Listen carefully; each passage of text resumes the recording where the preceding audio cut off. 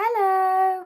As it is National Storytelling Week, I'm going to be reading you a story every single day. So today our story is The Girl, the Bear and the Magic Shoes by Julia Donaldson.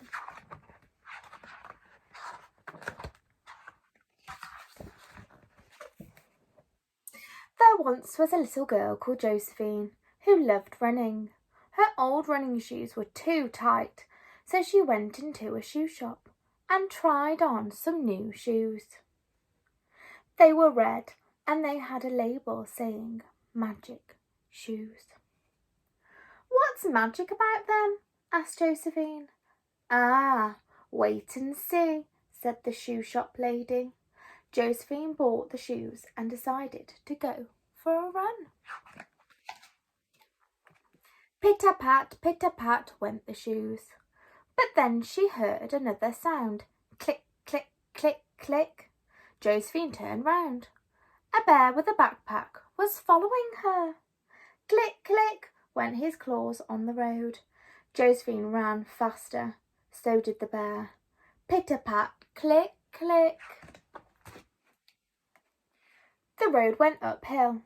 Up and up it went, until it stopped at the bottom of a snowy mountain. Josephine stopped too. I'll never get up that, she said. Yes, you will. Oh, yes, you will. Just start climbing and don't stand still. Came a voice, or rather, two voices. The voices seemed to be coming from Josephine's feet. Josephine looked down and was amazed to see her new running shoes change into blue snow boots. Crunch, crunch, crunch. Josephine crunched her way up the snowy mountain, but crunch, crunch, crunch. The bear was still behind her. Josephine reached the top of the mountain. The other side was very steep. I'll never get down there, she said. Yes, you will. Oh, yes, you will. Just start skiing and don't stand still, came the two voices. Josephine looked down and saw that she was wearing a pair of green skis. Whee whiz! Josephine skied down the mountain, but whee whiz! Behind her, the bear was sliding down on his bottom.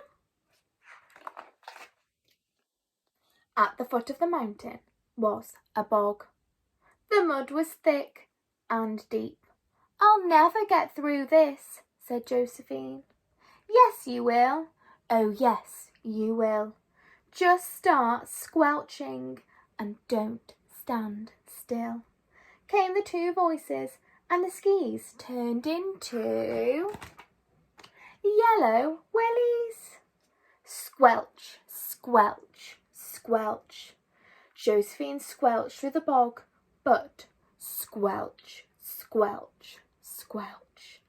The bear was still coming after her. Josephine came to a lake. I'll never get across, she said. Yes, you will. Oh, yes, you will. Just start swimming and don't stand still, came the voices again, and the wellies turned into orange flippers. Splish splash, Josephine swam across the lake, but splish splash, the bear was swimming after her. He was getting closer. I'm getting too tired to swim, thought Josephine, but then she came to an island in the middle of the lake. Josephine waded out of the water. She kicked off her flippers and climbed up a tree. The bear climbed out and stood at the bottom of the tree. Come down, he called. But you'll eat me, said Josephine. No, I won't, said the bear. Then why were you chasing me? Asked Josephine. I was chasing you because you left your old shoes behind in the shop, said the bear. The shoe shop lady asked me to give them back to you, and he took them out of his backpack. Josephine climbed down the tree. Thank you, she said. But what were you doing in the shop? Bears don't need shoes, do they? Oh, that was a mistake, said the bear. I didn't mean to go into the shoe shop. I meant to go into the fish shop next door. Then the flippers laughed. Ha, ha, ha, ho, ho, ho. Time for a dance now. Off you go. And they turned into a pair of pink dancing shoes.